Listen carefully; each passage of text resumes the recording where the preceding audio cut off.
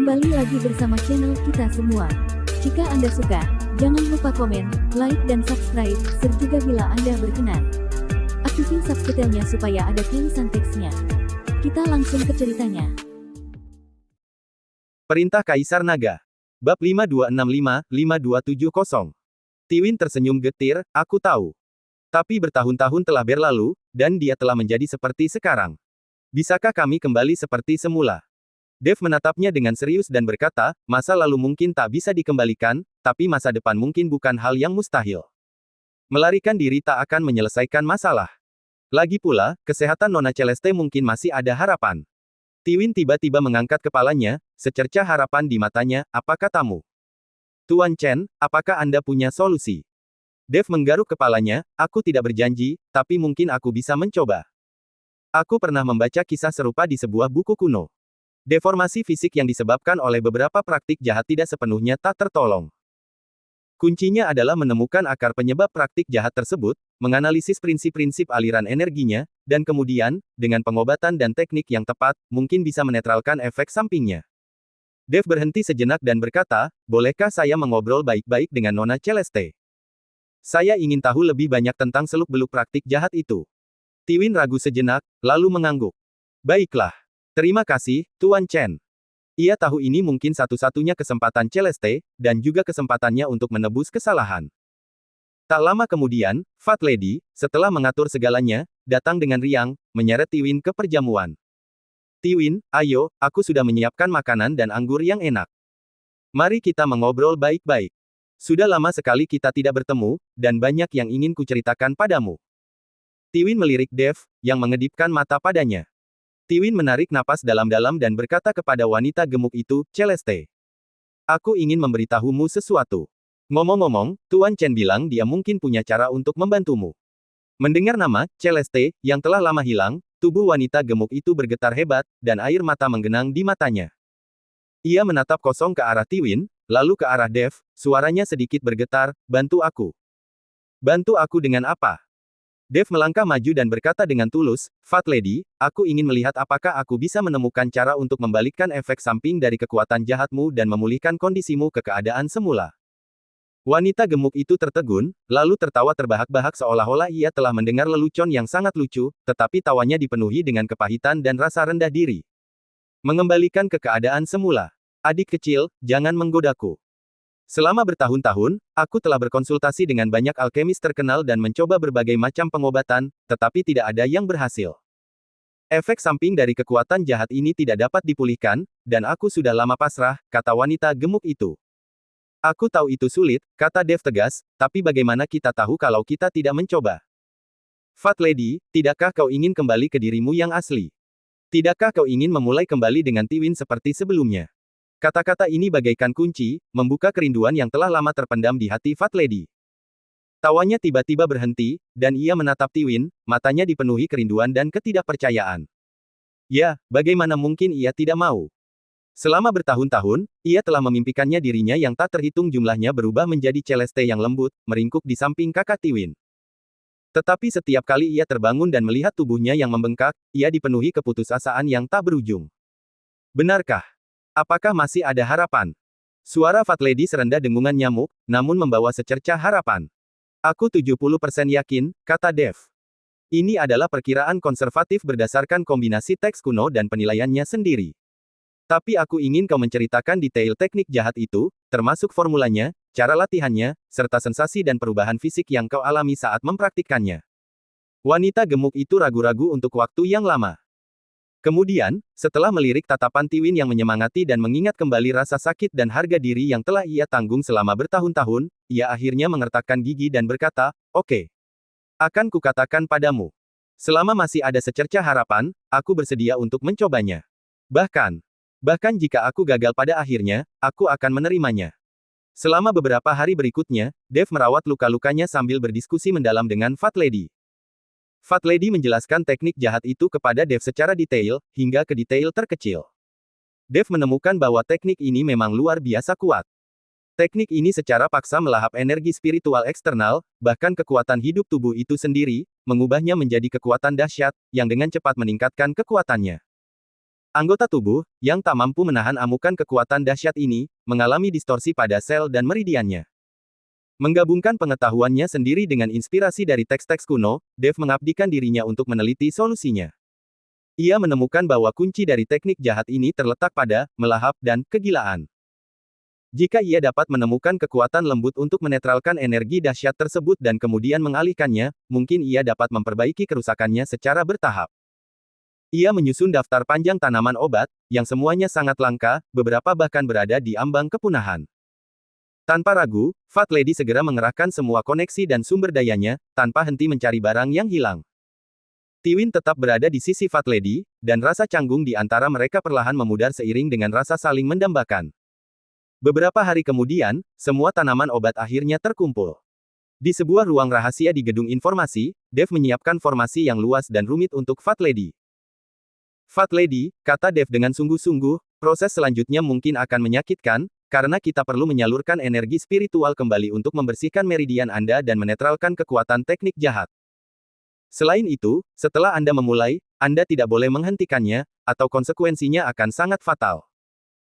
Yang terpenting, setelah Anda berhasil, kekuatan yang Anda peroleh selama bertahun-tahun berlatih teknik jahat akan menurun drastis, mungkin kembali ke tingkat sebelum berlatih, atau bahkan lebih rendah. Apakah Anda yakin ingin melanjutkan? Fat Lady melirik Tiwin, yang berdiri di dekatnya, matanya dipenuhi kekhawatiran sekaligus semangat. Senyum penuh tekad muncul di wajahnya. Aku yakin. Aku bisa berlatih lagi jika kekuatanku hilang, tetapi yang terpenting adalah mendapatkan kembali diriku yang dulu, menjadi layak untuknya. Tiwin melangkah maju dan menggenggam tangannya erat-erat. Celeste, apapun jadinya dirimu, aku tidak akan pernah meninggalkanmu lagi. Air mata Fat Lady mengalir lagi, kali ini air mata kebahagiaan. Ia menarik napas dalam-dalam dan duduk bersila di tengah formasi pengumpul roh. Tuan Chen, ayo mulai. Dev mengangguk dan mengaktifkan formasi. Seketika, energi surgawi yang kaya berkumpul dari segala arah dan mengalir ke dalam formasi. Dev membentuk segel dengan tangannya, mengarahkan energi surgawi di sepanjang jalur yang telah ia simpulkan, perlahan-lahan menyuntikkannya ke dalam tubuh wanita gemuk itu. Wanita gemuk itu segera mengerang kesakitan. Energi spiritual yang lembut memasuki tubuhnya, langsung bertabrakan dengan keras dengan kekuatan dahsyat yang dihasilkan oleh kekuatan jahat. Tubuhnya mulai bergetar hebat, urat-uratnya menonjol di bawah kulitnya, dan ia tampak menanggung siksaan yang luar biasa. Tiwin memperhatikan dengan cemas dari samping, tetapi ia tidak bisa berbuat apa-apa. Ia hanya bisa mengepalkan tangan dan diam-diam menyemangatinya. Dev benar-benar fokus, tak berani mengendur sedetik pun. Ia terus-menerus menyesuaikan jumlah dan arah energi surgawi, dengan cermat memandu fusi dan netralisasi kedua kekuatan tersebut. Seiring berjalannya waktu, suasana di ruang rahasia itu semakin tegang. 1 jam, 2 jam, 3 jam. Ketika sinar matahari pertama keesokan harinya bersinar melalui celah-celah di ruang rahasia itu, sebuah keajaiban akhirnya terjadi. Aura keras yang terpancar dari wanita gemuk itu perlahan mereda, digantikan oleh fluktuasi energi spiritual yang lembut dan murni. Tubuhnya yang dulu buncit kini menyusut dengan kecepatan yang nyata. Lemak berlebihnya berangsur-angsur hilang, kulitnya menjadi kencang dan halus, dan fitur wajahnya, yang sebelumnya hampir tidak terlihat karena lemak, berangsur-angsur muncul, menjadi lebih bersih dan lembut. 1 jam lagi berlalu, dan Dev akhirnya menyelesaikan pengobatannya, hampir kelelahan. Dia memandang Celeste di dalam formasi dan tersenyum lega. Tiwin bergegas menghampiri dengan tidak sabar. Di dalam formasi, seorang wanita bertubuh proporsional dan berwajah halus perlahan membuka matanya. Matanya jernih dan lembut. Meskipun wajahnya masih sedikit pucat karena transformasinya baru-baru ini, ia masih samar-samar mengingat Celeste Cui di masa lalu, bahkan mendapatkan pesona yang lebih dewasa seiring berjalannya waktu. Celeste. Suara Tiwin bergetar. Ia mengulurkan tangan, ingin menyentuhnya, tetapi takut itu semua hanya mimpi. Wanita itu menatapnya dengan senyum malu-malu dan manis, persis seperti gadis kecil dulu, kakak Tiwin. Tiwin tak kuasa menahan diri dan memeluknya erat, air mata menggenang di matanya, ini aku, Tiwin. Celeste, aku di sini. Bertahun-tahun keterasingan, kesalahpahaman, dan penghindaran sirna seketika. Pelukan erat itu seakan menebus dekade-dekade yang telah mereka lewatkan. Dev memperhatikan keduanya menangis dalam pelukan dan diam-diam keluar dari ruang rahasia, meninggalkan mereka sendirian. Ia tahu bahwa sepasang kekasih akhirnya bisa memulai hidup baru. Sehari kemudian, kesehatan Celeste telah pulih sepenuhnya. Meskipun kekuatannya memang menurun drastis, kembali ke tingkat jiwa baru lahir, senyumnya semakin sering muncul, dan ia memancarkan keceriaan dan kebahagiaan. Tiwin juga sepenuhnya melepaskan bebannya dan tetap berada di sisi Celeste. Keduanya tak terpisahkan, layaknya pasangan pengantin baru. Celeste dan Tiwin secara khusus mengadakan perjamuan untuk berterima kasih kepada Dev. Saat makan, Celeste mengangkat gelasnya dan membungkuk hormat kepada Dev. Tuan Chen, saya sungguh berterima kasih atas kebaikan Anda. Anda tidak hanya mengembalikan penampilan asli saya, tetapi Anda juga menyatukan saya dengan kakak Tiwin. Saya, Celeste Cui, tidak akan pernah melupakan kebaikan ini. Tiwin juga mengangkat gelasnya, Tuan Chen, Anda adalah dermawan kami yang luar biasa. Jika saya dapat membantu Anda di masa depan, saya akan rela melewati api dan air demi Anda. Dev segera melambaikan tangannya, kalian terlalu sopan. Itu hanya bantuan kecil. Saya sangat senang melihat kalian berdua akhirnya menikah. Celeste meletakkan gelasnya, raut wajahnya berubah serius. Tuan Chen, Anda mengatakan sebelumnya bahwa Anda telah melacak istana Dao Jahat, benar kan? Dev mengangguk, benar. Celeste berkata, jaringan intelijen gedung informasi saya tersebar di seluruh negeri. Selama bertahun-tahun, saya telah mengumpulkan cukup banyak informasi tentang istana Dao Jahat. Mereka beroperasi secara rahasia, dan lokasi markas mereka tidak diketahui, tetapi kami memiliki beberapa petunjuk mengenai berbagai aula cabang mereka. Celeste berhenti sejenak, mengeluarkan peta dari tas penyimpanannya, membentangkannya di atas meja, dan menunjuk ke sebuah penanda. Aula cabang ini, khususnya, terletak di bawah medan perang kuno yang terbengkalai jauh di dalam pegunungan angin hitam. Aula cabang ini sangat kuat, dan pemimpinnya adalah seorang kultivator iblis yang sangat terampil. Konon, ia menyimpan banyak rahasia inti istana Dao Jahat. Sebelumnya, saya terlalu sibuk dengan urusan saya sendiri untuk mengurusnya. Sekarang, saya bagikan lokasi persis ini dengan Anda, semoga bermanfaat. Mata Dev berbinar saat ia menatap penanda yang jelas di peta. Ia tahu ini adalah langkah penting dalam pencariannya ke istana Dao Jahat. Terima kasih, Nona Celeste. Dev menyimpan peta itu dengan sungguh-sungguh. Hadiah ini sungguh berharga. Celeste tersenyum. Saya senang bisa membantu Anda, tapi hati-hati. Iblis di aula cabang itu sangat kuat. Jangan ragu untuk menghubungi kami jika Anda butuh bantuan. Tiwin mengangguk. Itu benar Tuan Chen. Hati-hati. Saya akan menemani Anda jika diperlukan. Rasa hangat membuncah di hati Dev, dan ia mengangguk. Baiklah, saya pasti akan menghubungi Anda jika diperlukan. Dev tidak ingin terlalu mengganggu Tiwin. Tiwin dan Celeste baru saja bersatu kembali, dan mereka membutuhkan lebih banyak waktu bersama. Tiwin telah setuju untuk menjadi pelayannya selama 300 tahun, tetapi Dev tidak mengizinkannya. Pada sore hari di kota suci pedang, sinar matahari menembus kisi-kisi jendela berlapis berbentuk pedang, menciptakan bayangan berbintik-bintik di trotoar batu biru. Dev dan Matthew duduk di kamar mereka. Sebuah peta pegunungan angin hitam terbentang di atas meja, dan di dekatnya berserakan beberapa lembar kertas jimat yang menguning. Itu adalah jimat pencari jalan yang baru saja digambar Matthew, polanya masih tertinggal dengan fluktuasi energi spiritual yang samar. Dev, roh-roh jahat pegunungan angin hitam sangat kuat. Jimat pembersih kejahatan, ku hanya bisa melindungi kita paling jauh 3 mil. Matthew mengetuk kertas jimat itu dengan ujung jarinya yang kasar menyentuh tepi polanya. Keduanya sedang mendiskusikan rencana mereka untuk menemukan aula cabang istana Dao Jahat ketika tiba-tiba, suara logam pecah yang tajam terdengar di luar, diikuti oleh seruan para biksu dari kota pasar. Matthew tiba-tiba berdiri dan menjejalkan kertas jimat ke dalam pelukannya. Sialan! Apa akan ada kehebohan lagi? Dev sudah bergegas keluar ruangan ketika ia melihat 5 sosok berzirah perak mendekat dengan pedang terbang. Jubah emas sang pemimpin disulam dengan pola binatang buas, dan tanda berbentuk pedang di antara alisnya bersinar terang di bawah sinar matahari. Sosok itu adalah kepala istana ke-6 istana para dewa. Di belakangnya ada 4 penjaga, masing-masing memegang tombak panjang, yang ujungnya memancarkan energi spiritual keemasan. Mereka jelas merupakan penjaga zirah emas, elit istana para dewa. Dev Chen. Akhirnya aku menemukanmu. Suara kepala istana ke-6 menggelegar seperti guntur, dan energi spiritual, yang membawa gelombang suara, menghantam gapura penginapan. Dengan bunyi retakan, gapura batu biru itu hancur berkeping-keping. Para kultivator di dekatnya menghindar ketakutan, tetapi tidak ada yang berani campur tangan. Siapa kau? Tanya Dev dingin kepada kepala istana ke-6. Istana para dewa, Master Istana ke-6. Begitu kata-kata itu terucap, para kultivator di dekatnya semakin menjauh. Semua orang tahu bahwa Istana Para Dewa adalah kekuatan besar dalam klan dewa, dan para anggota klan dewa ini arogan dan rentan terhadap kekerasan hanya karena perselisihan sekecil apapun.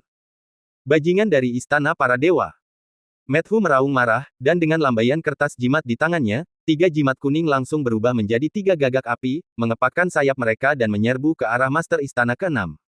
Dev, aku akan mengurusnya. Master Hu, hentikan. Dengan kekuatanmu. Dev baru saja menyelesaikan kata-katanya ketika Matthew menyerang. Master Istana ke-6 mencibir, tangan kanannya membentuk cakar. 5 cakar emas melesat dari udara, mencabik-cabik gagak api saat mereka mendekat. Seorang kultivator biasa yang bermain-main dengan jimat, beraninya kau bersikap begitu lancang di depan Master Istana ini. Master Istana ke-6 melesat, muncul di atas paviliun batu bagaikan hantu. Cakar pengunci dewanya, dengan siulan tajam yang menggetarkan udara, langsung menghantam ubun-ubun Dev. Bayangan cakar ini berlumuran darah, kekuatannya mengerikan. Dev tak berani menunda. Ia mengerahkan langkah pengendali apinya semaksimal mungkin, sosoknya melayang mundur bagai bunga willow yang tertiup angin, sembari menghunus pedang penebas naga dengan tangan kanannya. Swiss. Saat cahaya pedang dan bayangan cakar bertabrakan, terdengar desisan tajam. Dev merasakan kekuatan dingin menjalar di ujung jarinya, lengannya langsung lumpuh, dan ia terpental mundur, baru bisa menstabilkan diri setelah menghantam pilar paviliun batu. Rasa manis dan amis mengalir di tenggorokannya, dan ia terpaksa menelan darah yang mengucur deras ke bibirnya. Alam dispersi negeri peri tingkat 7. Kau sudah sedikit meningkat dibandingkan sebelumnya, tapi sayangnya, kau masih seekor semut. Master Istana ke-6 menyeringai, melambaikan tangan kirinya. 4 penjaga berbaju zirah emas segera membentuk formasi pertempuran.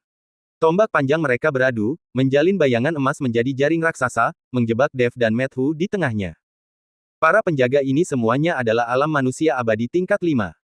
Berkat formasi pertempuran ini, aura mereka bahkan telah mencapai alam manusia abadi tingkat 6. Kekuatan suci yang terkandung dalam bayangan tombak memiliki efek penahan alami pada mantra Matthew. Tidak dapat disangkal bahwa kekuatan cabang Istana Para Dewa meningkat seiring bertambahnya peringkat. Dengan keempat penjaga berbaju zirah emas yang semuanya adalah alam manusia abadi tingkat 5, Istana ke-6 ini kemungkinan besar merupakan kekuatan yang tangguh di surga ke-6. Ayo pergi. Dev tahu bahwa ia dan Matthew bukanlah tandingan Master Istana ke-6, jadi ia mencoba menarik Matthew dan melarikan diri. Cakar Master Istana ke-6 sudah mengikuti mereka, cakar merah darah mereka menusuk punggung mereka. Hati-hati. Dev mendorong Matthew menjauh, menerima pukulan itu langsung. Dengan suara, serit pakaian di punggungnya langsung berlumuran darah. 5 luka dalam, terlihat hingga ke tulang, terukir aura hitam yang menyeramkan. Dev. Mata Matthew merah padam. Ia membentuk segel dengan tangannya, dan puluhan jimat beterbangan di hadapannya. Beberapa berubah menjadi dinding tanah, beberapa menjadi kerucut es, dan beberapa menjadi tanaman merambat, untuk sementara menghentikan serangan Master Istana ke-6 dan pengawal berzirah emas. Namun, ia hanyalah seorang alam manusia abadi tingkat pertama, dan kekuatan reinkarnasinya belum sepenuhnya pulih. Energi spiritualnya sangat terkuras, dan tak lama kemudian ia terengah-engah, butiran keringat seukuran kacang di dahinya. Master Istana ke-6 mencibir, dan cakarnya tiba-tiba bertambah cepat. Saat ia merobek tanaman merambat itu, ia menyerang dada Matthew. Matthew, terpukul keras, memuntahkan seteguk darah, dan terpental mundur ke tanah di samping Dev, jimat di tangannya berhamburan ke tanah. Siapa yang bisa menyelamatkanmu sekarang? Master Istana ke-6 mendekat, tekanan seorang kultivator alam manusia abadi tingkat 8 melonjak bagai air pasang, hampir mencekik Dev dan Matthew. Pada saat kritis ini, sebuah teriakan kasar terdengar dari sudut jalan, "Siapa kau, bajingan? Jangan ganggu dermawanku." Tiwin, menghunus kapak besi hitam yang berat, melesat ke arahnya, kapaknya berkilauan dengan energi spiritual merah tua.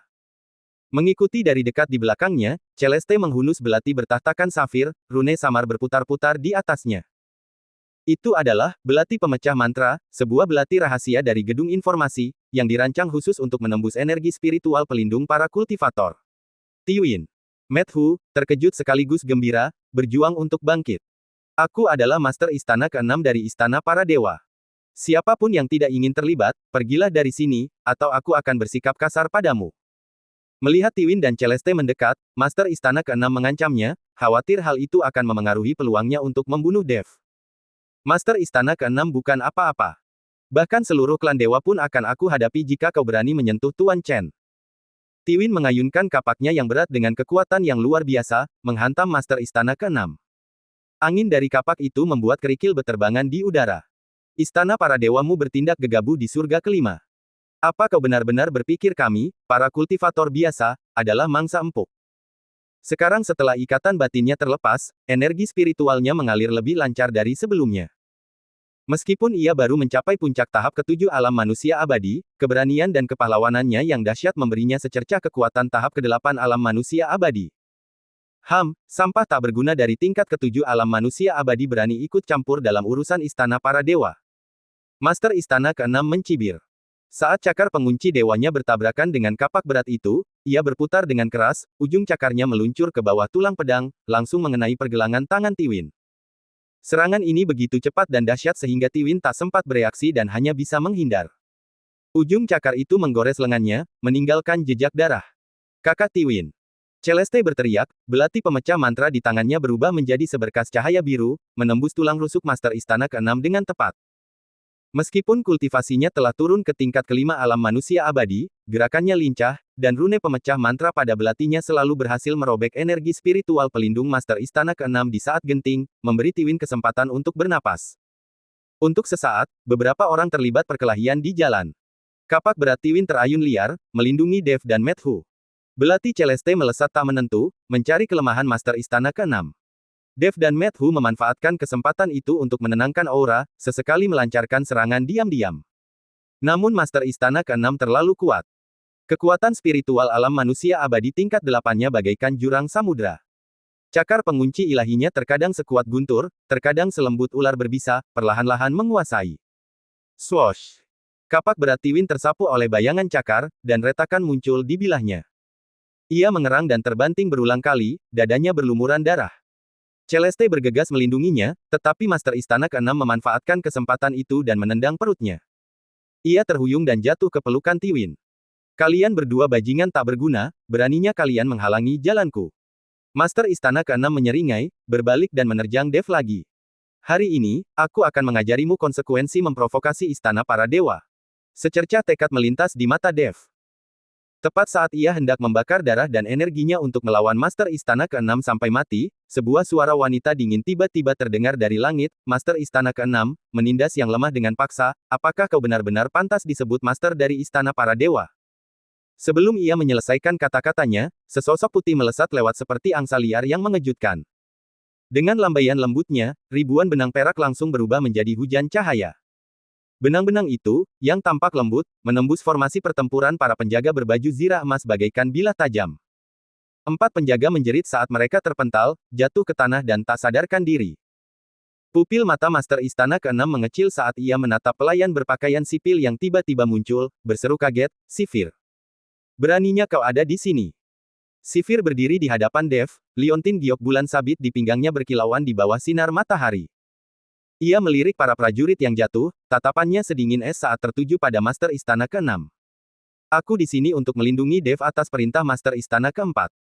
Master Istana ke-6, kau melanggar perintah Master Istana ke-4 dan diam-diam mengerahkan garda zirah emas untuk mengepung dan membunuh Dev. Apa kau mencoba memprovokasi kerusuhan sipil? Master Istana ke-6, seolah mendengar lelucon mengerikan, menunjuk Dev dan meraung, dia membunuh orang-orang dari Istana para Dewa dan menghancurkan martabat kami. Kurasa kau telah dicuci otak oleh Master Istana ke-4. Beraninya kau melindungi seorang pemberontak. Ia mengganti topik pembicaraan, kilatan tajam di matanya. Sifir, aku di sini atas perintah Master Istana ke-3. Kau telah menghancurkan rencanaku hari ini. Jika Master Istana ke-3 menyelidiki, bahkan Master Istana ke-4 pun akan dihukum. Aku tak bisa melindungimu. Sifir menjentikkan kebutaannya, benang-benang perak membentuk penghalang di depannya. Kekuatan spiritual tingkat 9 dari alam kamu abadi meletus tanpa ampun, menghancurkan seluruh jalan. Master Istana ke-3, jika kau mampu, silakan pergi ke Istana para Dewa dan ajukan keluhan. Tetapi jika kau ingin menyentuh Tuan Chen, konsultasikan dulu dengan kocokan pembersih debu di tanganku. Ia melangkah maju, tekanan tak terlihat begitu kuat sehingga bahkan Master Istana ke-6 tak kuasa menahan diri untuk mundur. Master Istana ke-4 memiliki perintah dari Raja Dewa. Bahkan seorang Raja Dewa pun harus menunjukkan rasa hormat. Mengandalkan kekuatan Master Istana ke-3 untuk menindas orang lain di surga ke-6 adalah hal yang wajar, tetapi kau berani datang ke surga ke-5 dan bertindak begitu lancang. Apakah kau benar-benar berpikir Istana ke-4 kosong? Wajah Master Istana ke-6 memucat. Ia bisa merasakan bahwa kekuatan spiritual Sifir bahkan lebih dalam daripada yang dikabarkan. Benang perak pada kocokan itu mengandung kekuatan hukum ruang, dan sehelai benang pun dapat merobek energi spiritual pelindungnya. Namun, memikirkan taktik Master Istana ketiga, ia menguatkan dirinya lagi, Sifir, jangan mendesak aku. Jika aku melepaskan Dev hari ini, Master Istana ketiga tidak akan pernah melepaskanku. Itu urusanmu. Segumpal energi spiritual berwarna putih keperakan berkumpul di ujung jari Sifir, berputar membentuk lengkungan aneh di udara, jelas merupakan prototipe dari bilas spasial. Bawa anak buahmu dan pergi sekarang, atau aku akan membereskan kekacauan ini untuk Master Istana keempat. Pilihan ada padamu. Master Istana keenam melihat niat membunuh yang tak tersamar di mata Sifir, lalu melirik Dev, yang sedang dibantu berdiri oleh Tiwin. Akhirnya, ia menggertakkan gigi dan berkata, baiklah. Aku akan memberikan wajah kepada Master Istana keempat hari ini. Ia meraung pada penjaga berbaju zirah emas yang tak sadarkan diri, tidak berguna. Cepat pergi. Setelah itu, ia memelototi Dev dengan penuh kebencian, berbalik, dan memimpin anak buahnya terbang panik menuju langit. Setelah aura Master Istana ke-6 benar-benar lenyap, Sifir mengumpulkan energi spiritualnya dan mengambil 4 botol giok dari tas penyimpanannya, lalu menyerahkannya kepada Tiwin. Ini, bubuk pengental roh, dan salep generasi Visura. Gunakan ini untuk menyembuhkan luka terlebih dahulu. Tiwin menerima botol-botol itu, matanya dipenuhi rasa terima kasih. Terima kasih, Nona Sifir, atas bantuanmu. Kalau tidak, kita semua pasti sudah binasa di sini hari ini. Ia membagikan pil-pil itu kepada semua orang dan memberikan satu kepada Celeste terlebih dahulu. Melihat wajah pucat Celeste, matanya dipenuhi rasa sakit hati. Setelah Dev meminum pil-pil itu, rasa sakit yang menusuk di dadanya berangsur-angsur mereda. Ia membungkuk kepada Sifir dan berkata, terima kasih telah menyelamatkanku. Aku tak punya cara untuk membalas budimu. Sifir memperhatikan Dev yang membalut luka dan berkata perlahan, Kepala Istana keempat memintaku untuk memberi tahu Tuan Chen bahwa Istana Para Dewa tidak memiliki kebencian yang mendalam terhadapmu. Aku harap kau memaafkan segala pelanggaran yang mungkin dilakukan oleh para kepala istana sebelumnya. Jika kau bersedia berdamai, Istana keempat bersedia bersekutu denganmu. Kami akan dengan senang hati membantumu dalam masalah apapun di masa mendatang. Bersambung.